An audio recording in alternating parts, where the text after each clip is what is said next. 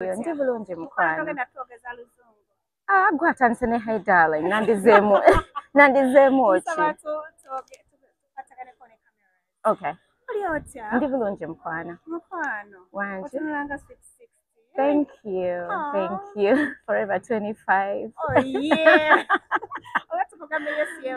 Amen. Mukama yebazibwe. Michelle at work by the way, she's doing great. I live alone, yeah. Forever 25, which is okay. Jakumpisa. Jakumpisa. Ekyo kiwulira ekyokubeera omwana nga mukwatagana bulungi nnyo nga muli mu myaka gyegi. Well, kirungi nnyo, kirungi. I mean, ekintu ekyatandikanga probably kiringa kyotidde because nazaala manguko ate ne kivamu ekintu ekirungi. Nkyebaliza Mukama because through it njiza ebintu bingi and nga bw'ogambye tukwatagana, she's my best friend. Omuntu yandyebuuziza Desire alwawo nnyo okujja mu Uganda. Aba tazze ku Desire Foundation abeerako ekirala kyazze okukola. Okay. Ozekola ki? Nzize kuwagira Man of God Levixon ayina concert e Mbarara 30th. Okitegedde? Ku Lwomukaaga mpati njagala Kosencha, right? Ku Kosencha. So yeah. Chenziza okukola. N'olinya ennyonyi? Nova America? Tikati ya America ya sente meka? Ziwerako naye nkubuulire ntegeera gy'ojja kye njagala okugamba nti simanyi bwe nja kyogera bulungi mu Luganda kiveeyo naye kye mmanyi nti friendship is an investment. Omuntu yenna ng'oyagala omuntu akwagale nawe mwagale, reciprocate. Tosuubira kwagala nga gwe toyagala. So to me it's an investment. Ate omuntu era akoledde ekirungi yeetaaga omukolere naye ekirungi kye bayita okuzza. So nze omwami oyo mukwano gwange ankoledde ebintu bingi okuli nnyonnyonyi n'enzija okumusupportinga. It's a privilege, it's an honor. Ate nkyebaliza Mukama sikisanga mu buzibu bwonna. Omelebanga ki okujja mu Uganda? Oluusi nzija lwakuba temumanya nzija kasirise kuba mba ninamu ebintu ebyokukola. Batugamba nti oluusi bakulabako mu nguudo ze Najera. Otyo? Mu nkwano ng'olina Levixon tugamba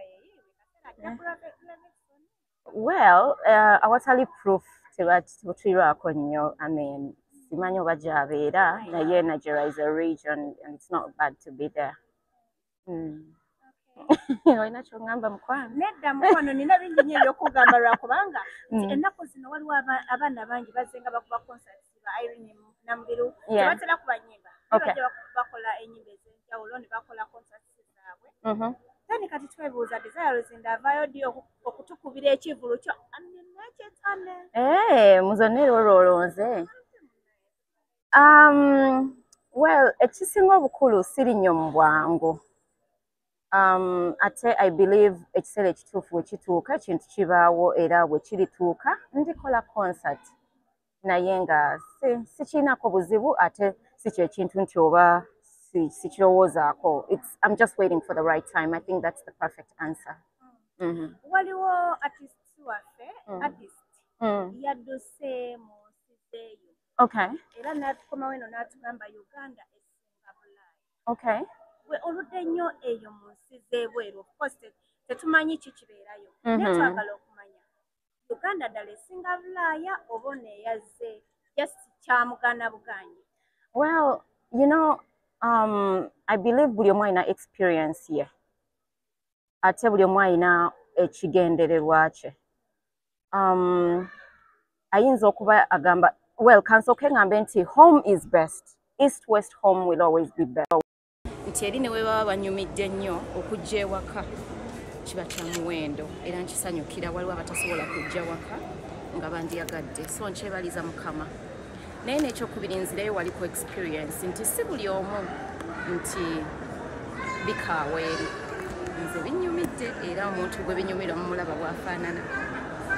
era nakyo nkyebaliza Mukama naye nga era nga like to put in a nutshell Bulaaya yo si mwangu Bulaaya wakukola Bulaaya olina okubeera nga omanyi kyoyagala yes njogeddeko n'abantu abamu era nga akalubye nnyo naye neebaza Mukama eyaŋŋondezaamu so era nja kuddamu ngambe buli omu alina experience ye yeah.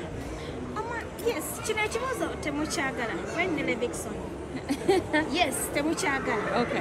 Mugenda komadi okutukweka relationship kubanga amazima matuufu tubiwulira mu bantu ababalinaana ennyo mugenda komadi okutwekweka kubanga tetubagala nga muli ndaba siina kyetukweka wenzijidde nzije konsati ye neekwese kakati awo okwekweka kibannaye mumpabulemu ekigambo okwekweka kitegeeza ki relationship ogitegeeza otya relationship means relating with somebody kwamwe mukutukuba emaaso wali otulabyeko kati tusigale ku kigambo relationship to me relationship kitegeeza omukwano oba enkolagana which is okay kyenva nziza era seeganye ndi wano I'm more than delighted and excited to support him sinaba kwegaana as in waliwo ekibagatta ekyongera okubagattako beyond being friends katonda nno w'amaanyi asinga n'omukwano because God is love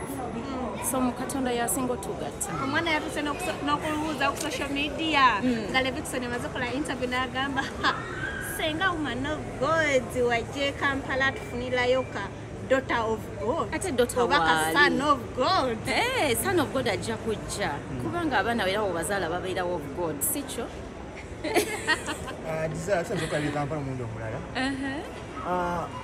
omuntu ajja ebibuuzo bingi Levixon yakuswaza mu bantu kyogera nti nno baawo that's a very very bold and nasty statement I must say I mean when zijidde mu supporting abanswaza atya I don't think that's even worth answering yeah it's a shame akuba omanyi bagamba nti ewava omukka wabawo omubiri ebiseera ebisinga kisuse ebbanga ddene nga tubagamba mwagala tuba tusaba omuli ogusembayo tugamba eitha mwagala noba temwagala ekintu omuntu okwagalana tebakikaka temusobola kunkaka kyogera mwe mutunule butunuzi actions speak louder than words sikyo temunkaka kyogera bwe muba actions zemulaba nga zeezo tugende n'ekyo as easy as that kozi nadde na bulimba lwammwe omwanyimba ababiri oba wali Levixon wali kukyala oba kwali